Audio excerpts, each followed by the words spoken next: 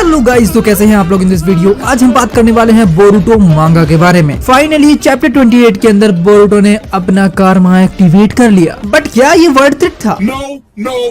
देखो, मुझे नहीं लगता कि ये इस बंदे के लिए कारमा एक्टिवेट करना कोई वर्थ इट काम था। देखो, ये काम वैसे भी हो सकता था। ये इतने सारे लोग हैं जो पूरा टीम अप बना के बैठे हुए हैं, मतलब पूरी बोरुटो कॉर्पोरेशन। तो क्या ये सारे इन सभी को रोक नहीं पाएंगे? मे भी रोक लेंगे, लेकिन ये लोग एक चीज से नहीं रोक पाएंगे, इनकी जनसंख्या को बढ़ने से। यानी कि मामूशी की जनसंख्या अभी कितनी है ये अभी नहीं पता है। अगर वैसे ही तुम देख लो एक ही चैप्टर के अंदर, तो चैप्टर 27 के अंदर हमें दिखाए गए थे ओनली ऑन 5 मामूशी जो वहां पर कोनहा विलेज के बॉर्डर पे खड़े हुए थे। एंड चैप्टर 28 के अंदर ही कोनहा विलेज के अंदर मामूशी आ गया। बोरुटो ने 5 में से 1 को खत्म कर दिया आते ही पहली ही बार में। देन जो बाकी बचे 4 वो असेंबल हुए, उसमें से एक लड़ते लड़ते बोरुटो से हार गया और वो भी खत्म हो गया। अब बचे सिर्फ और सिर्फ 3, जहाँ पर बोरुटो ने कारमा एक्टिवेट कर लिया। बट क्या यहाँ पर मामूशी 5 ही आया था? यहाँ पर बस लॉजिकल बात तो यही है कि मामूशी जो है वो अपने आप को स्प्लिट कर सकता है, एंड उसके बाद हो सकता है उसने अपने किसी फोर्स में से एक बंदे को कहीं और छुपा रखा हो, जिससे वो पूरी तरह से खत्म ना हो सके। क्योंकि अभी तुम ये देखो कि यहाँ पर सिर्फ और सिर्फ 3 बंदे बचे हुए हैं। बट जब भी कोई भी मामूशी का एग्जाम्पल देता है या फिर मामूशी के बारे में बात करता है, तो उस टाइम पर मामूशी के जो फोर्स है उसे 5 से तो ज्यादा ही दिखाया जाता है। क्योंकि जब भी काशिनकोजी हो या इनोजिन, दोनों के दोनों जब भी पॉइंट आउट करते हैं मामूशी को, उस टाइम पर 5 से तो ज्यादा ही निकलते हैं ये लोग। वैसे देखा जाए तो अभी पूरी तरह से रिवील भी नहीं हुआ है कि एक्चुअली इसका अमाउंट अभी कितना है। 5 से तो अभी ज्यादा निकलेगा ये तो कंफर्म है। मतलब जो डिस्ट्रॉय हो गए सो हो गए, उसको तो छोड़ ही दो। लेकिन अब इनकी जो टीम है वो थोड़ी गिर गई है, बिकॉज 3 बंदे बचे हुए हैं मामूशी के। एंड मामूशी यहाँ पर पक्का ही बुरी तरह से कमजोर पड़ने वाला है। बट चैप्टर 29 में तुम देख लेना यही होगा कि पहले तो मामूशी धीरे धीरे कमजोर पड़ता जाएगा, देन एकदम से चैप्टर 29 तक, वो भी लास्ट पेज के अंदर ही मामूशी अपनी एक्चुअल क्वांटिटी को बताएगा कि वो कितने ज्यादा स्प्लिट हो चुका है।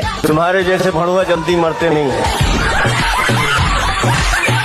बिकॉज ऐसे तो मजा ही नहीं आएगा। 3 बंदों को हराने में दिक्कत क्या है? एंड चैप्टर 23 के अंदर जो हमें प्रीसेंस दिखाया गया था, जो प्रीसेंस देखा था उस टाइम पर काशिनकोजी ने, वो प्रीसेंस को मैच किया है इस बार चैप्टर 28 के अंदर। जहाँ पर इस पेज के अंदर अगर तुम देखोगे तो तुम्हें ये दिखाई देगा कि जहाँ पर इनोजिन अपने न्यू जुत्सु की ट्रेनिंग ले रहा है, एंड दूसरी ओर शिकडाई भी है जो अपने फादर से लड़ रहा था। बट इसी चैप्टर के अंदर हमें दूसरा प्रीसेंस भी दिखाया जाता है, जहाँ पर चैप्टर 28 के अंदर जो बिल्डिंग वाला सीन है, जहां पर बोरुटो को देखते ही सारे के सारे मामूशी बोरुटो पर हमला करने को रेडी हो जाते हैं। सो ये वाला पेज भी जो है वो चैप्टर 23 के इस प्रीसेंस से मैच कर रहा है। सो जो अगला सीन जो हमें दिखाया जा रहा है वो भी कहीं मैच करे चैप्टर 29 से, जहां पर खुद डायमोन यहाँ पर मामूशी को मारने के लिए आ जाएगा।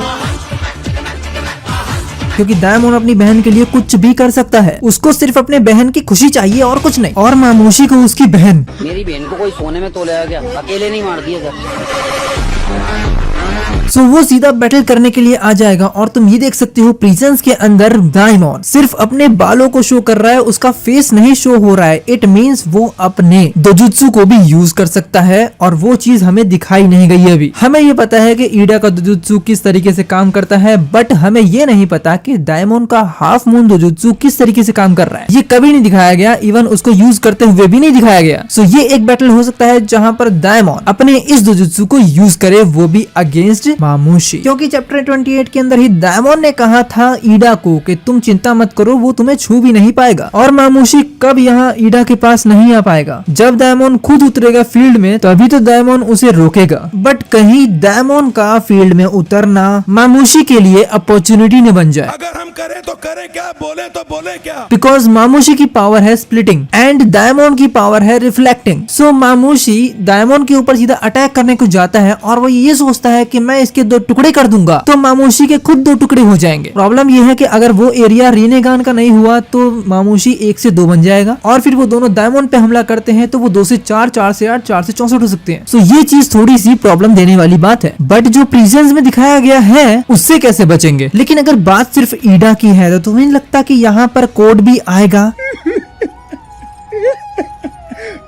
छोड़ के चली गई थी। बिकॉज कोड भी तो ईडा से बहुत ज्यादा प्यार करता है, उसका भी प्रेजेंस यहाँ पे मौजूद है। काशिन कोजी के जस्ट पीछे कोड के क्लॉथ्स दिख रहे हैं, बट मैं इसके लिए श्योर बिल्कुल भी नहीं हूँ। ये जो क्लॉथ्स दिखाए जा रहे हैं ये सारे के सारे कोड के ही होंगे, क्योंकि इमेज जो है वो क्लियर नहीं है। यहाँ पर सबसे ज्यादा प्रेजेंस के अंदर यही दिखाया गया है, हिदारी वर्सेस सारडा की फाइट। ये यहाँ पे सबसे ज्यादा मेन चीज है जो हमें दिखाई जा रही है। एंड हिदारी की एंट्री तो मे भी चैप्टर 29 तक तो हो ही जाएगी, क्योंकि उसके अंदर भी तो ज्वाला फूक रही है ना, क्योंकि वो भी तो चाहता है कि वो अपने लव वन को मार सके और वो प्यार को समझ सके कि एक्चुअली है क्या।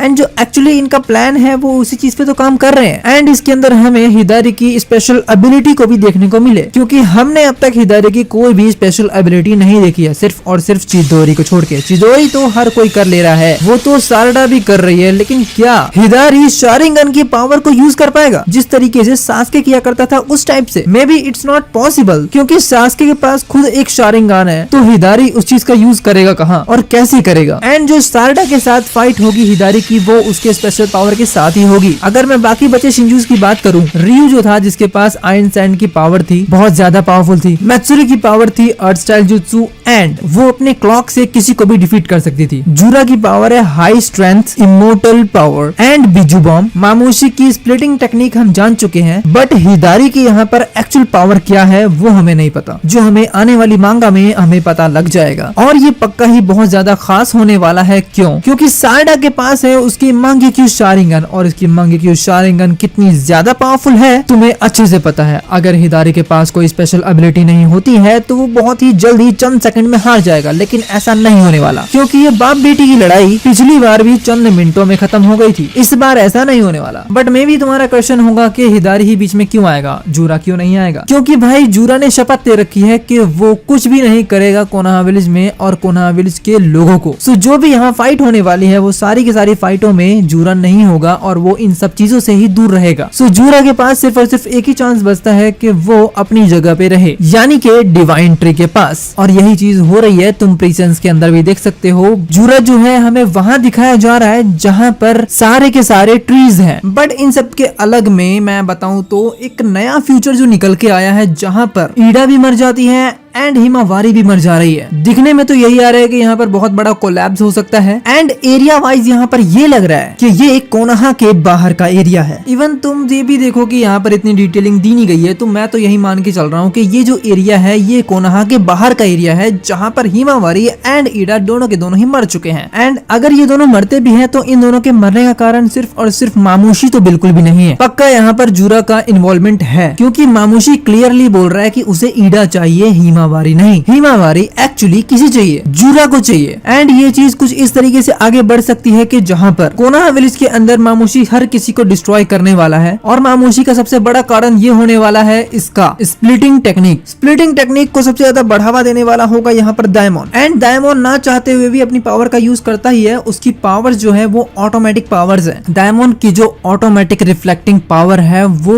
उसकी पावर ऑटोमेटिक इसलिए है क्योंकि वो एक ह्यूमन है, ना कि एक ओजुत्सुकी। सो यहाँ पर डायमंड ना चाहते हुए भी अपनी पावर्स को यूज कर रहा है, और उसके बीच में पक्का ही आ रहा होगा हमारा मामूशी। मामूशी के टुकड़े होने के बाद उसके जितने भी टुकड़े हैं वो एक ह्यूमन में बदल जाएंगे, यानी कि उसकी स्प्लिटिंग टेक्निक कंप्लीट हो जाएगी और उसकी जनसंख्या इतनी ज्यादा बढ़ जाएगी कि वो हर किसी को अकेले ही हैंडल कर लेगा। मान लो ये सारे लोग मिला के 10 हैं, सो मामूशी सीधा इन सभी के सामने 10 के अपोनेंट रख देगा, यानी कि एक बंदा और 10 मामूशी। और अगर ये चीज होती है तो यहाँ पर ईडा भी नहीं बचेगी एंड हिमावारी भी विलेज से बाहर निकल सकती है, जहाँ पर जूरा आएगा और उसे जस्ट एक बिजू बॉम्ब में ही डिफीट कर देगा। और अगर ऐसा होता है तो यहाँ पर जितने भी ब्रदर्स हैं वो सारे के सारे ही फेल मार जाएंगे, भले वो बोरुटो हो, डायमंड हो या फिर कावाकी हो, ये सारे के सारे ही बहुत बड़ा फेलियर फील करने वाले हैं। इससे बड़ा फेलियर और कुछ तो बिल्कुल भी नहीं हो सकता है। देन बाकी तुम समझदार हो ही, बट ये थ्योरी सच होगी या नहीं होगी ये तो मुझे नहीं पता। लेकिन हाँ, जैसा कि पिछले जितने भी प्रीसेंस है वो सारे के सारे सच हुए हैं, तो ये भी सच होगा ही। इसकी पॉसिबिलिटी 75% है। No, no, no, no, no, no, no. तुम मुझे अपनी थ्योरी बता सकते हो कि तुम्हारे हिसाब से क्या हो सकता है कमेंट्स में लिख के। बाकी इस चैनल को सब्सक्राइब करो, बेल आइकन जरूर दबा देना। Thank you for watching guys, मिलते हैं नेक्स्ट वीडियो में।